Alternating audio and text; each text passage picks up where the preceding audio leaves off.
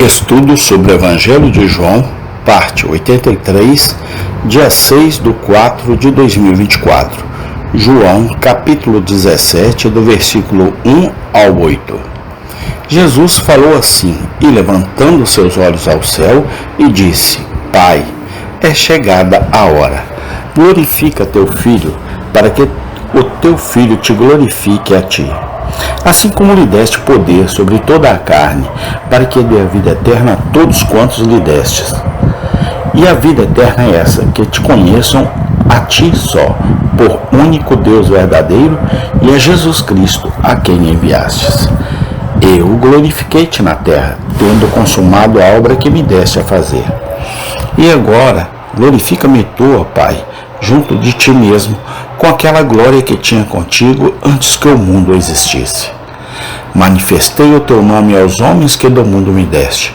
Eram teu, e tu nos deste, e guardaram a tua palavra. Agora já tenho conhecido que tudo quanto me deste provém de ti, porque lhes dei as palavras que tu me deste, e eles a receberam, e têm verdadeiramente conhecido que saí de ti, e creram que me enviaste. João 17, de 1 a 8. Esses versículos iniciam um dos capítulos mais maravilhosos da Bíblia. É um capítulo em que vemos nosso Senhor Jesus Cristo dirigindo uma longa oração a Deus Pai. É maravilhoso como um exemplo da comunhão que sempre foi mantida entre o Pai e o Filho durante o período do ministério do Filho na terra. É maravilhoso como um padrão da intercessão que o Filho, como sumo sacerdote, está sempre realizando por nós no céu. Não menos importante e maravilhoso como um exemplo do tipo de coisas que os crentes devem mencionar em oração. O que Cristo pede para seu povo deve pedir para si mesmo.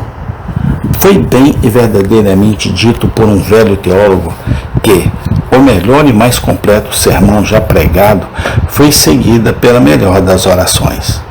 É desnecessário dizer que o capítulo diante de nós contém muitas coisas profundas.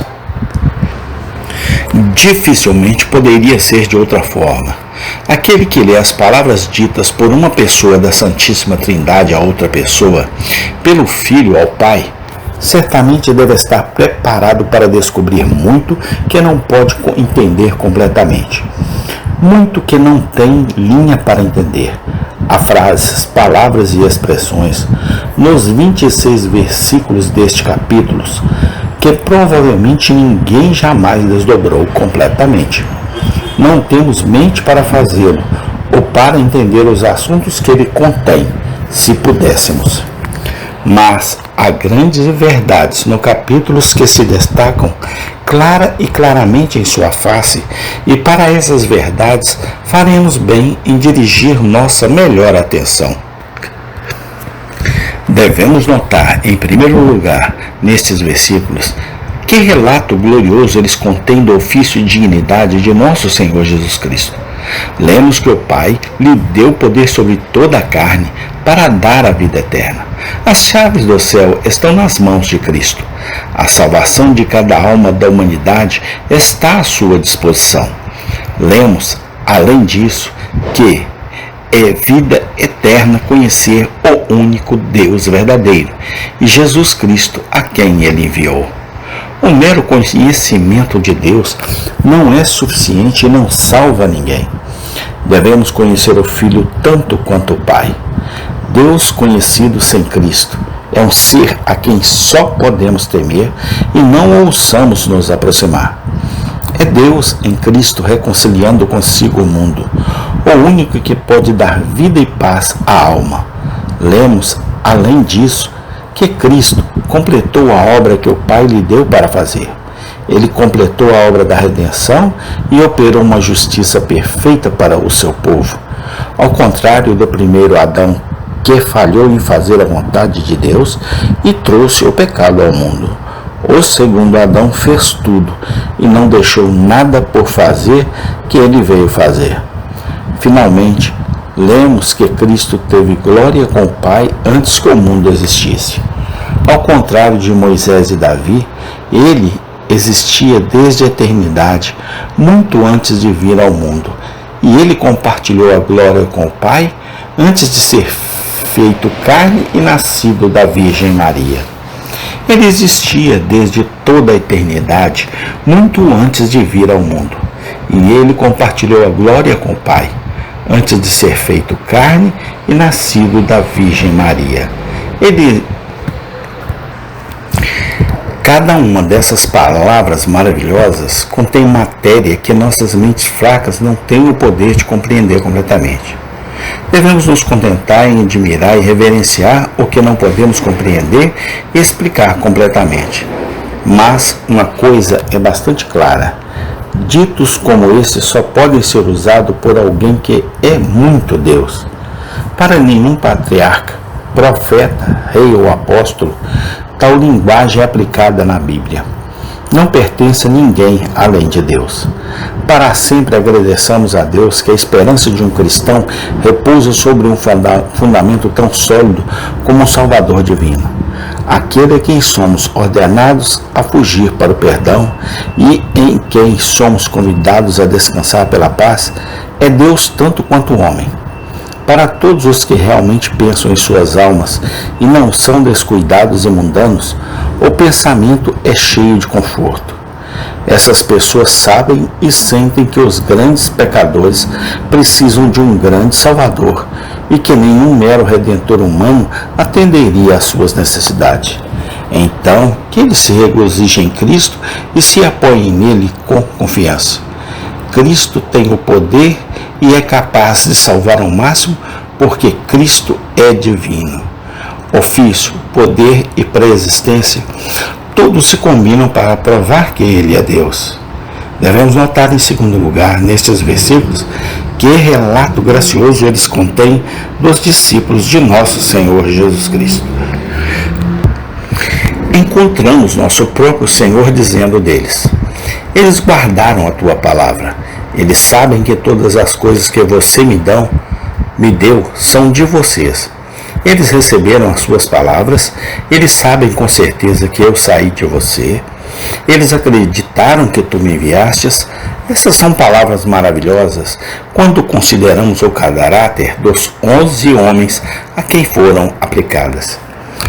Quão fraca era a fé deles, quão escassos são seus conhecimentos, quão superficiais suas realizações espirituais, quão fracos seus corações na hora do perigo. No entanto, muito pouco tempo depois que Jesus falou estas palavras, todos o abandonaram e fugiram, e um deles o negou 3 vezes com juramento.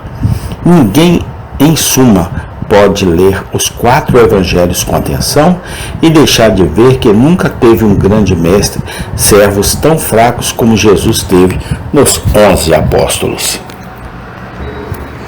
No entanto, esses servos muito fracos eram os homens de quem o gracioso chefe da igreja fala aqui em termos elevados e honrosos. A lição diante de nós está cheia de conforto e instrução. É evidente que Jesus vê muito mais em seu povo crente do que eles veem em si mesmos, ou do que os outros veem neles. O menor grau de fé é muito precioso aos seus olhos, embora não seja maior do que um grão de semente de mostarda. É uma planta de crescimento celestial e faz uma diferença limitada entre o possuidor e o homem do mundo. Onde quer que o gracioso Salvador dos pecadores veja a verdadeira fé em si mesmo, por mais fraca que seja, ele olha com compaixão para muitas enfermidades e passa por muitos defeitos. Foi assim com os 11 apóstolos. Eles eram fracos e instáveis como a água, mas eles creram e amaram seu mestre, quando milhões se recusaram a possuí-lo. O verdadeiro servo de Deus deve notar bem a característica do caráter de Cristo que é aqui apresentada, e repousar sua alma sobre ela. O melhor entre nós deve ser muitas vezes ver em si mesmo uma grande quantidade de defeitos e enfermidades, e deve se sentir envergonhado de sua má realização na religião. Mas será que simplesmente cremos em Jesus? Nós nos apegamos a Ele e rolamos todos os nossos fardos sobre Ele? Podemos dizer com sinceridade e verdade como Pedro disse depois: Senhor, tu sabes todas as coisas, tu sabes que eu te amo. Então, vamos nos consolar com as palavras de Cristo diante de nós e não ceder ao desânimo.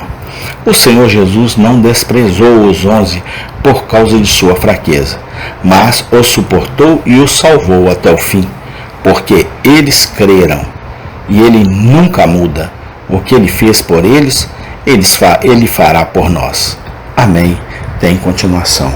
Obrigado, Senhor Deus, pela Tua graça, misericórdia e amor por nós. No nome do Senhor Jesus Cristo eu te agradeço. Amém.